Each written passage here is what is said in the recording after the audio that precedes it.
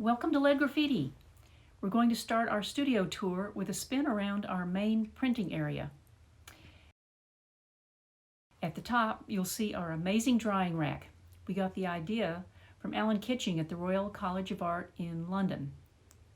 Jill's favorite press is this 1969 Vandercook SP15. Every sheet is hand-fed and hand-cranked through the press. She loves the feel of the cylinder rolling over the lockup. Our amazing Oswego rotary paper cutter glides through a stack of 30-inch wide paper. It was one of those gifts that said, if you can get it out of here, it's yours. Next to this cutter is our flat files and storage for all our paper and envelopes. Another valuable piece of equipment is our light table with parallel bar thanks to eBay. Next up is Ray's favorite press, our automatic Vandercook Universal 3. Each sheet is hand-fed, but the printing is at the push of a button. We've got most of the bells and whistles to help Letterpress Studio flow. Next to the presses, we keep our furniture and coins handy for locking up type while preparing for printing.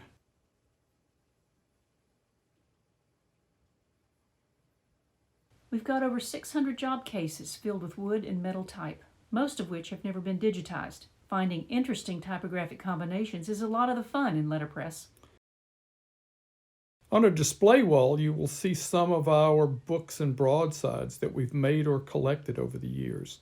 The top two rows are highlights from our 5-year Tour de Lead Graffiti project, following each stage of the Tour de France.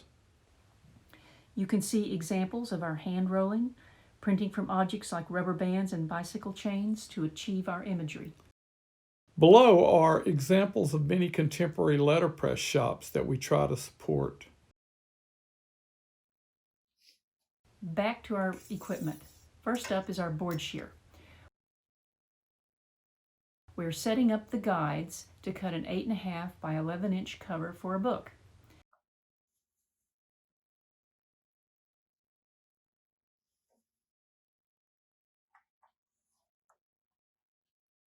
The board shear is built specifically to cut perfectly vertical edges. Bookboard is tough to cut, and the board shears allow us to reduce that effort significantly. It also is good on making things all identically the same size.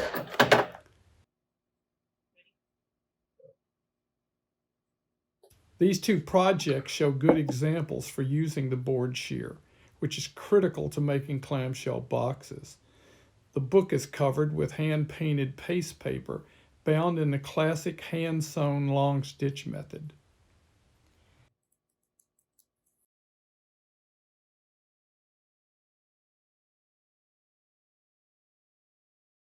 The clamshell box was created to house a collaborative portfolio for a Maryland Community College printmaking group. We highlighted the edges to indicate more of the importance of what was contained inside and less of the container.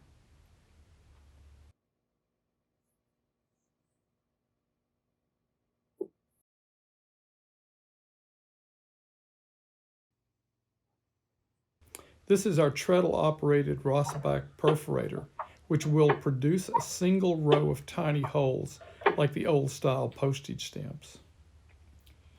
Here, Ray inserts paper with a backing sheet.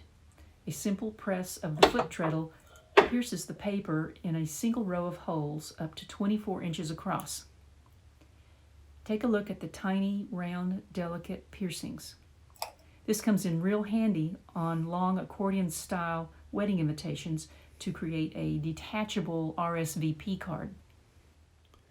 This particular invitation had the theme that a picture is worth 1,000 words.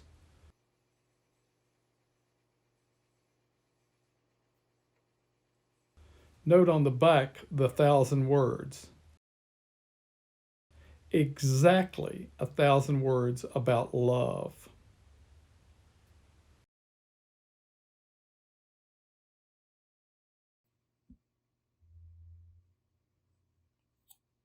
We want you to notice the impression of the type in the surface of the textured paper, which is a hallmark of letterpress printing.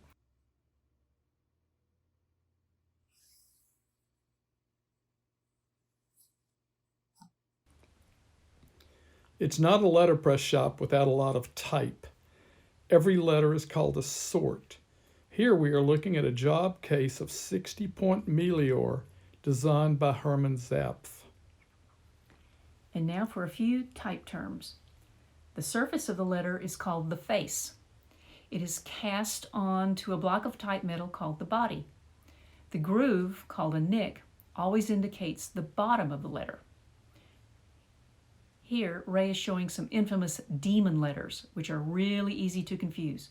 Remember that old adage, mind your P's and Q's? Can you tell the B, D, P from the Q? This is a small case of beautiful wood type showing some intricately machine-carved lines that create a shaded effect on the lettering.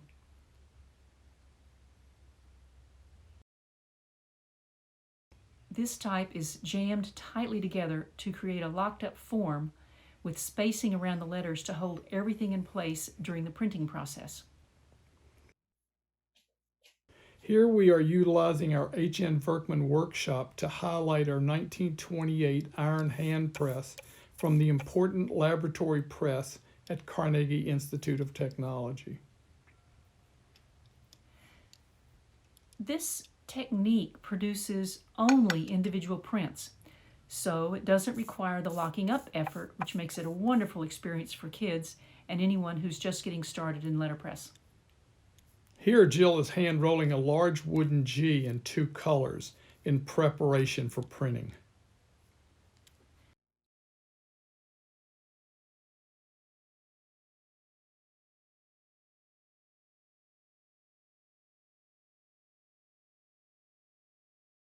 First, the paper is laid in the bed of the press. The letter is then carefully positioned, ink side down, on top of the sheet.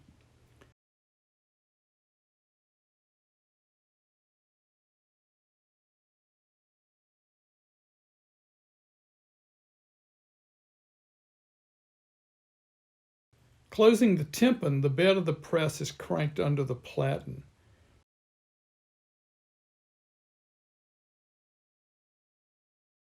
Pulling the handle, Jill forces the platen to impress the letter onto the paper.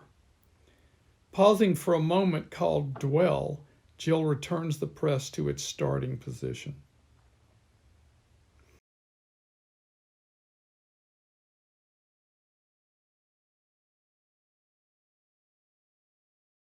Here we zoom in on the type being lifted to create the print, being careful to avoid smearing the ink.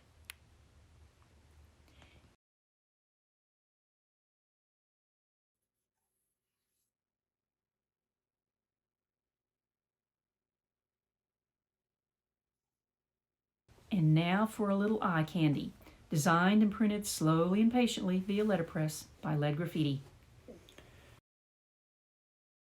Hand-set orphan letters for the Museum of Printing.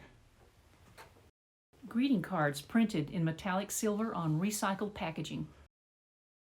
A wedding invitation made of coasters for a couple who likes making beer. Art Directors Club of New York Award printed in 9 colors. 8th grade diplomas printed for the Waldorf School of Philadelphia.